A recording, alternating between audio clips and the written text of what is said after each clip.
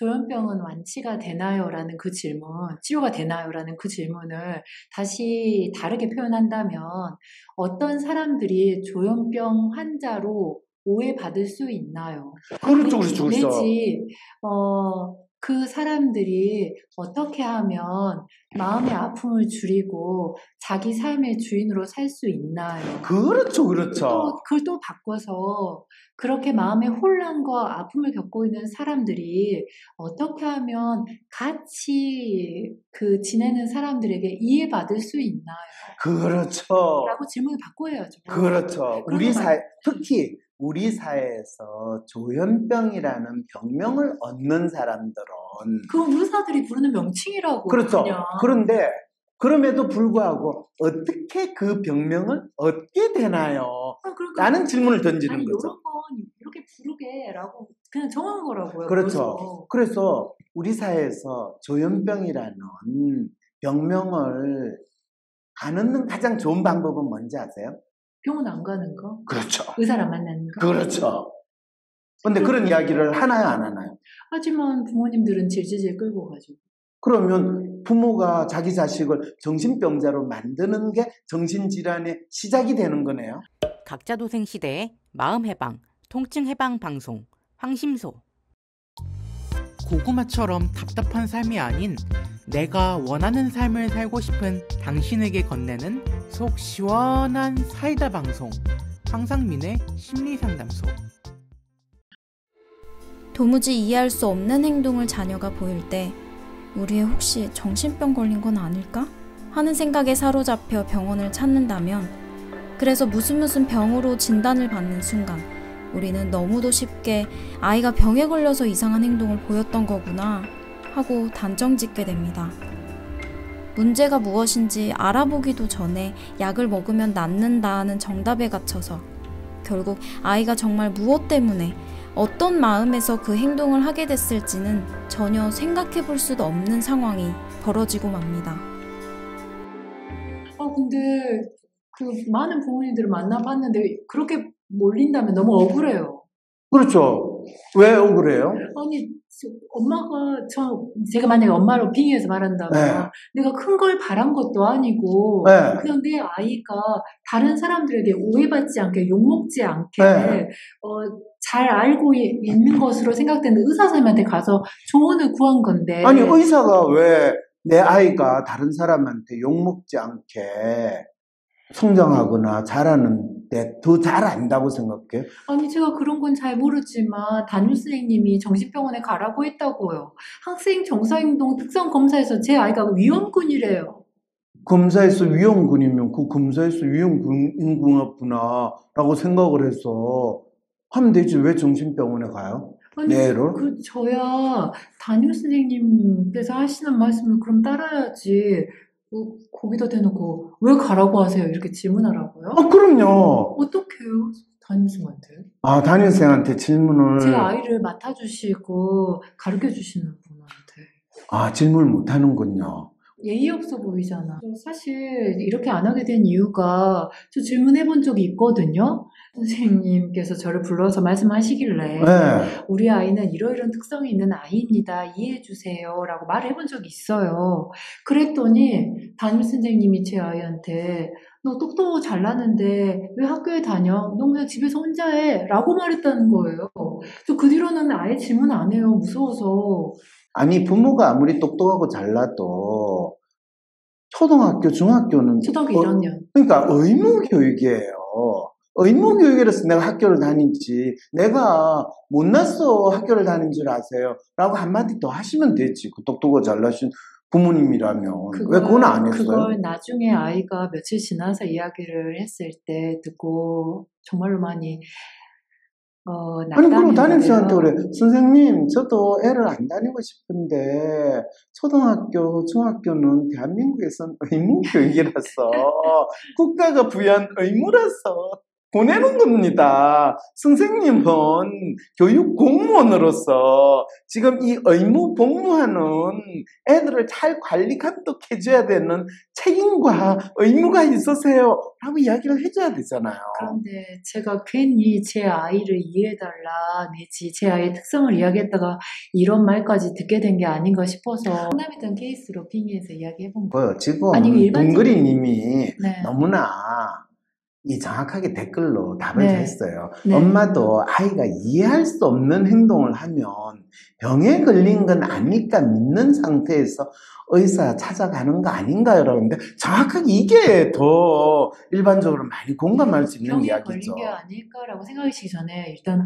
뭐가 잘못됐나 봐 무서워서 가세요. 우리는 지금 조현병에 대한 사회적 편견에 대한 이야기를 하고 있어요. 그렇죠. 지금 조현병이라는 게 그만큼 두렵고 조현병으로 대표되는 정신질환에 대한 사회적 편견에 대해서 질문을 던지고 그런데 난 더 웃겨요. 정신질환에 대한 편견에 질문을 던지고 하면서 질병과 공존하는 삶을 이야기하는데 이게 뭔 말이에요? 그러니까 오히려 한 사람을 이해하지 못할 때 병명을 갖다 붙이고 있는데 그런데 사람을 이해하려고 하는 게 아니라 질병과 공존을 하겠대요. 그러니까 병명을 계속 붙이겠대요. 이게 얼마나 이 질병이라고 이야기하는 거에 대한 두려움을 가지고 마치 이 검찰총장 출신의 대통령으로 우리가 선출을 했는데 그래놓고 검찰 독재 국가래요. 아니 그러면 군인을 대통령이 되면 군인 독재 국가가 되고 변호사 출신이 대통령이 되면 변호사 독재 국가가 되고 의사 출신이 대통령이 되면 의사 독재 국가가 되는 그런 나라라는 참 희한한 논리로 가지고 지금 자기가 살고 있는 사회와 국가를 이해하고 있는 그 정도 수준이라는 거잖아요.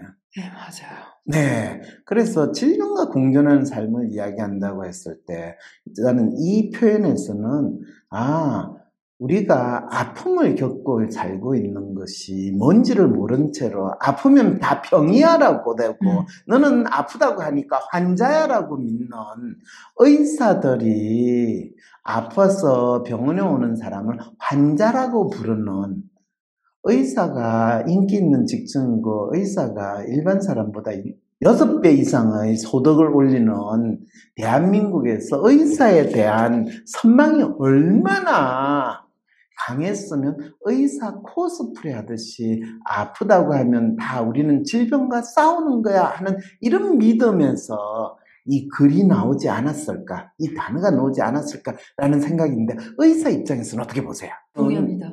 동의하세요? 네네. 그렇죠, 그죠? 더 놀라운 거는요, 정신병동에서도 아이는 자라요라는 표현은 정신병동에서 아이가 자란다라는 건 무슨 뜻인가요? 정신병동이 이제 일종의 타가소 기능을 하게 됐다라는 그 이야기인가요? 저는 여기 정신병동에서 아이가 자란다고요? 라고 되묻고 싶어요. 그러게 차라리 그 표현이 있었으면 이 진짜 정신질환에 대한 편견을 싸우기 위해서 편견을 극복하기 위한 그 취지를 준 공감이 될 텐데 정신병동에서도 아이는 자라야 하면 앞으로 우리는 정신병동을 타가소 대신으로 안 그래도 오은영 정신과 의사가 나와가지고 온갖 데서 육아의 신이라고 그러니까 정신병동을 타가소로 만들자라는 국가 캠페인이 만들어졌구나. 그러면 이 기사는 금쪽이 방송을 기획했던 그렇죠. PD와 같은 마음. 그렇죠. 나 대신에 육아 전문가인 정신과 의사들이 내 아이를 길러줬으면 좋겠어 라는 믿음으로 그렇죠. 새로 나온 넷플릭스 드라마도 있어요. 정신병동에도 아침이 와요. 그런데 이제 그거는 간호사 그렇죠. 간호사가 정신병동에 근무했는데 자기가 근무했던 정신병동을 아침이 올 수 있고 있는 희망의 공간을 만들고 싶어서 본인이 드라마 작가가 돼가지고 본인이 경험했던 정신병동에는 결코 일어날 수 없는 그거를 완전히 판타지랜드를 만든 거예요. 그러기도 하고 그 드라마는 정신병동에도 아침이 와요라는 건 간호사에게 아침이 온다는 거예요. 환자의 아픔에 철저히 공감하다가 그 아픔에 치여가지고 너무 괴로워하다가 그 간호사에게 아침이 온다는 아침 내용은 오기를 기대하는 마음으로 네. 그 드라마를 만들었죠. 그런데 사람들은 마치 자기가 정신병동에 갇혀있는 환자인데 네. 아침이 와요. 그래서 정신병동은 매일매일 아침을 기대하는 사람들이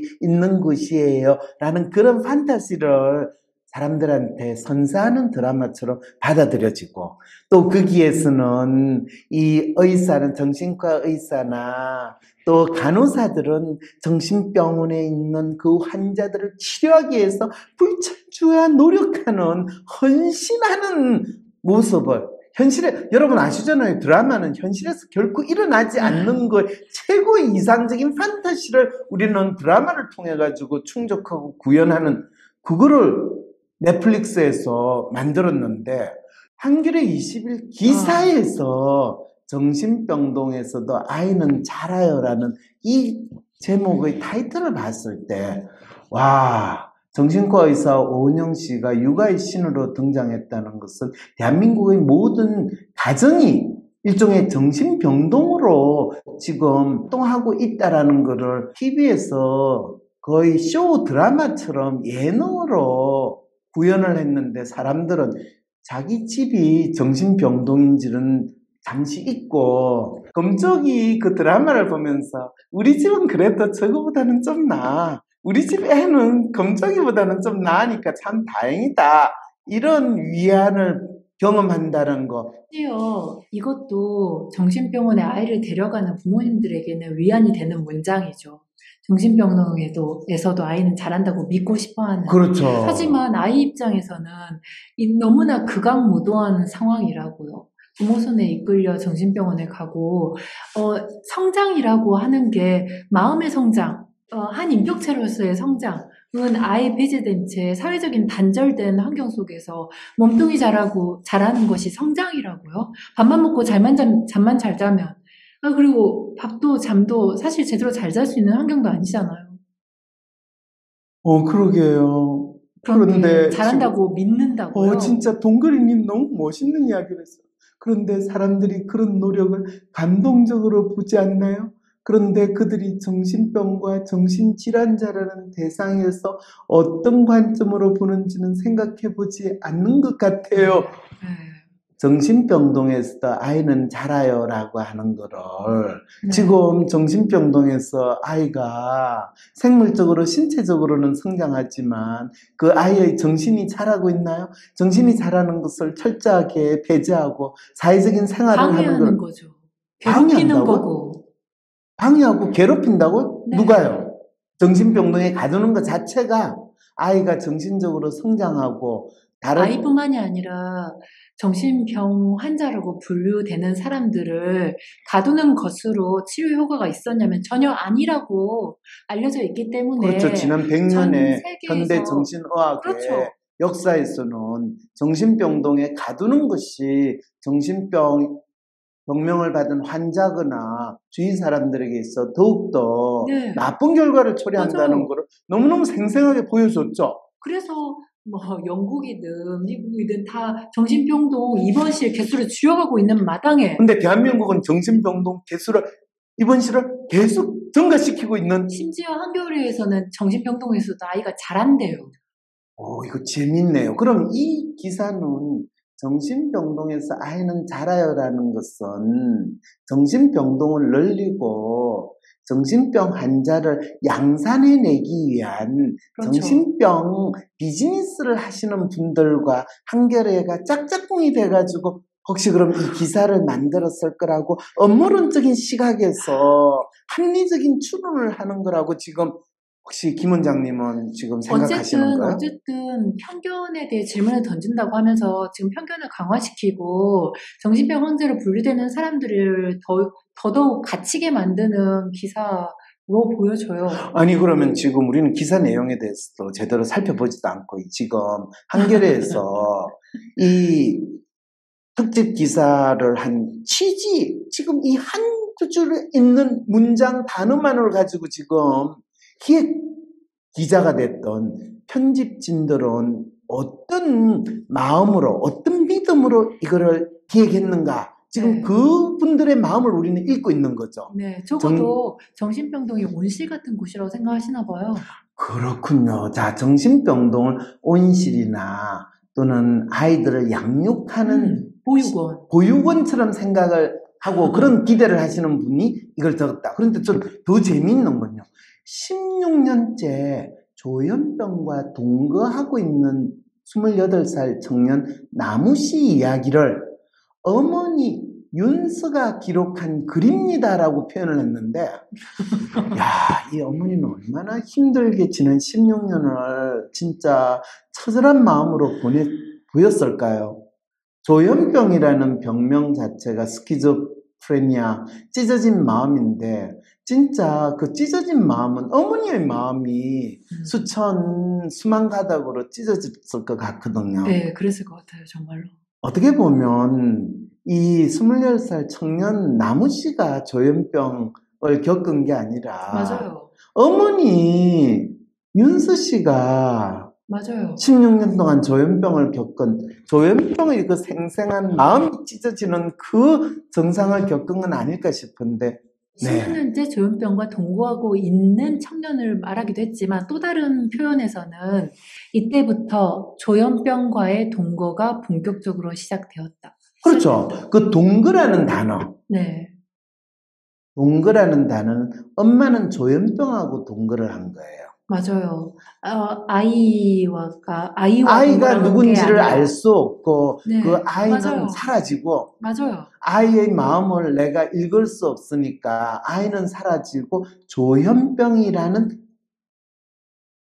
극과 동거를 한 거예요. 네, 그래서 조현병 동거인으로 사회적인 그 편견의 시선을 자기는 온몸으로 받아내고 있는 거죠. 엄마는 자기 아들하고 사는데 아들을 아들로 보지 못하고 조현병이라고 보고 받아들였다라는 이야기를 하는 거네요. 맞아요. 내가 이해할 수 없는 내 아들의 말과 행동, 거기에 대해서 엄마는 조현병이라는 병명을 받아들여버렸어요. 내 아들 이름을 잊은 채. 근데 참 재밌잖아요. 병마가 신 아이를 지킨다는 마음이라고 또 동그리님이 또 댓글을 달았거든요. 귀신이 신 네 아이는 귀신이 씌었다라고 봤던 시어머니 마음으로 지금 이 조현병이 신 청년 나무씨 이렇게 이야기하는 거하고 똑같은 믿음이네요. 귀신이 씌었다, 병마가 씌었다라는 것이나 의사가 병명을 붙였다라는 것이나 같은 거라는 거죠. 그런데 같은 것인데 그걸 착각을 하면서 마치 진짜 조현병이라는 어떤 객관적이고 실체가 존재하는 무언가가 재앙이 덮쳤다라고 이해를 하시는. 그렇죠. 그게 지금 조현병, 정신질환을 실체가 있는 거라고 믿는 대부분의 정신과 의사.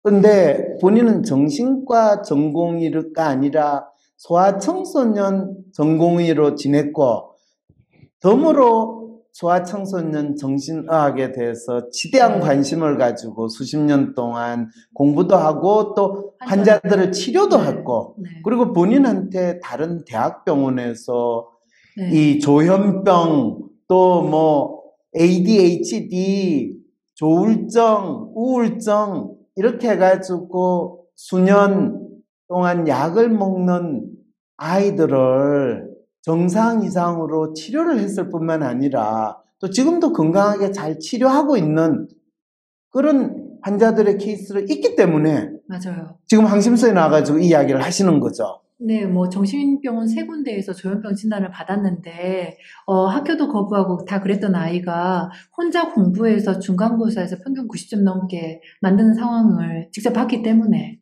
그렇죠. 그런 아이들 케이스가 쌓여서 그런데 약을 계속 먹이면서 그렇게 성공적인 사례를 경험했냐? 아니요, 단 한 케이스도 없었어요. 실제로 존재하지 않는 무언가에 편의상 무슨 병이라 이름을 붙여놓았는데 우리는 이해하기 어려운 행동을 누군가가 하면 마치 괴물을 본 듯 그저 미쳤다고 생각해버리거나 무슨 병 환자라고 이름을 붙이고 있습니다. 어쩌다 그 이름표가 붙어버린 아이나 어른은 자신의 진짜 마음을 알아볼 겨를도 없이 스스로 표현하고 판단하는 힘을 길러보기도 전에 온몸이 꽁꽁 묶인 듯 약에 취해갑니다. 의사도 부모도 사회도 약이 아니면 달리 방법이 없다는 생각에 사로잡혀서 언젠가는 나아지리라는 생각에 매달리면서 말이죠. 정말이지 묻고 싶습니다. 그때 그 행동을 했던 사람의 진짜 마음은 무엇이었을까요? 21세기에 살고 있는 우리는 자신이 누군가를 이해할 수 없다고 해서 그 사람을 괴물로, 미친 사람으로, 정신병 환자로 취급해버리기 전에 먼저 그 사람의 마음부터 파악해볼 수 있지 않을까요? 다음 주에도 황심소는 21세기 선진국 대한민국의 상황을 한번 살펴보면서 이 나라에서 제정신을 갖고 살아가기가 얼마나 어렵고 힘든 일인지에 대해 계속해서 논의해보겠습니다. 뭔가 매일 불안하고 나도 알 수 없는 내 마음. MRI 찍듯이 내 마음을 볼 수 있다면 좀 마음이 편해질 것 같은데. 그렇다면 내 마음을 알려줄 마음의 MRI 검사, WPI 검사를 해보세요. 매사에 불안하고 쉽게 상처받고 걱정 많은 나를 위해 마음을 알려주고 치유해주는 WPI 검사를 해보세요. WPI 검사는 wpipainfree.com에서 하실 수 있습니다.